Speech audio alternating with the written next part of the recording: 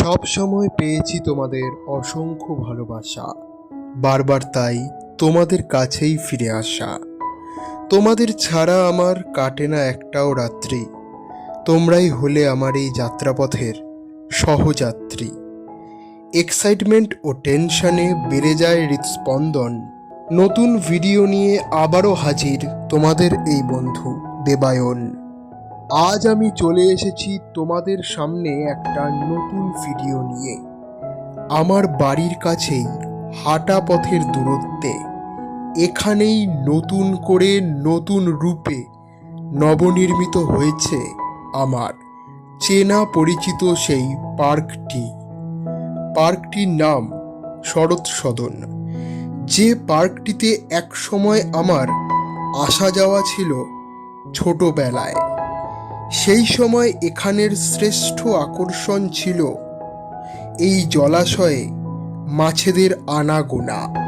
তখনকার কথা, সেই ছেলেবেলায় আমি এখানে আসতাম মা বাবার সাথে। হাতে থাকতো বিস্কুট মাছেদের খাওয়ানোর জন্য। এখন সেসব অতীত। এখন আর সেরকম মাছ দেখতে পাওয়া যায় না আগের মতো। সময়ের সাথে পরিবর্তন হয়েছে অনেক কিছুর। এখন এখানে এলে হাঁস ছাড়া আর কিছুই দেখতে পাওয়া যাবে না।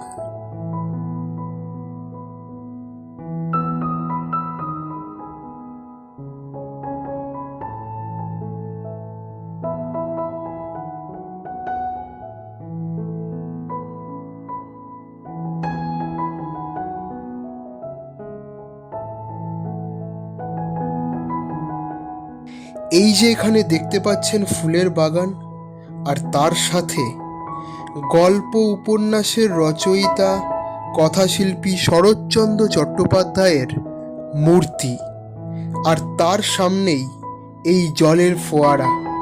এই সব কিছু দিয়ে নতুন রূপে সাজানো হয়েছে এই উদ্যানটি।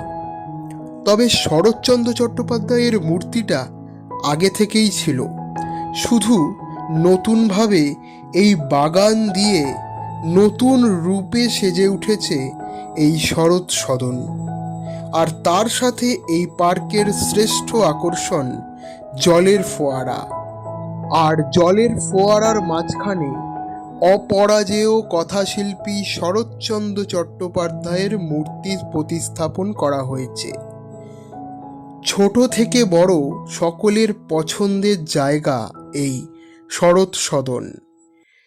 এখনও এই পার্কে এলে চোখে পড়বে বাবা মায়েরা তাদের সন্তানদের নিয়ে এই পার্কে আসে। চোখে পড়বে অনেক কাপলদের, চোখে পড়বে বর্ষীয়মান নাগরিক অর্থাৎ বয়সজ্যেষ্ঠ মানুষদের। এক কথায় নবীন থেকে প্রবীণদের মনোরঞ্জনের জায়গা হিসাবে এটি পরিচিত। কারণ এখানে একটি অডিটোরিয়াম আছে, যেখানে ম্যাজিক শো, নাটক, নৃত্যানুষ্ঠান অনুষ্ঠিত হয়। এছাড়াও বিভিন্ন সময়ে এই শরৎ সদন প্রাঙ্গণেই বিভিন্ন ধরনের মেলা, যেমন বই মেলা, রথের মেলা, এই সবও অনুষ্ঠিত হয়। আর সেই মেলায় বাচ্চাদের বিনোদনের জন্য নানান ব্যবস্থা রয়েছে। আপনাদের যাদের এখনো অবধি এই শরৎ সদনে আসা হয়ে ওঠেনি, তারা একবার হলেও এখানে ঘুরে যেতে পারেন। কথা দিচ্ছি আপনাদের মন ভালো হয়ে যাবে। তা বন্ধুরা, কেমন লাগলো আমার আজকের ভিডিও সম্পর্কে কোনো মতামত থাকলে কমেন্ট বক্সে লিখে অবশ্যই জানিও। যদি এই ভিডিওটি তোমাদের ভালো লেগে থাকে তাহলে ভিডিওটিকে একটি লাইক করে দিও প্লিজ।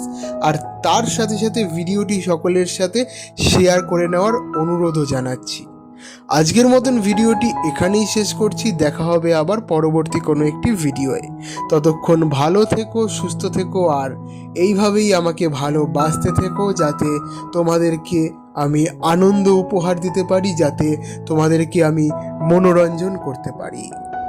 আজকের মতন বিদায়, দেখা হবে পরবর্তী ভিডিওতে।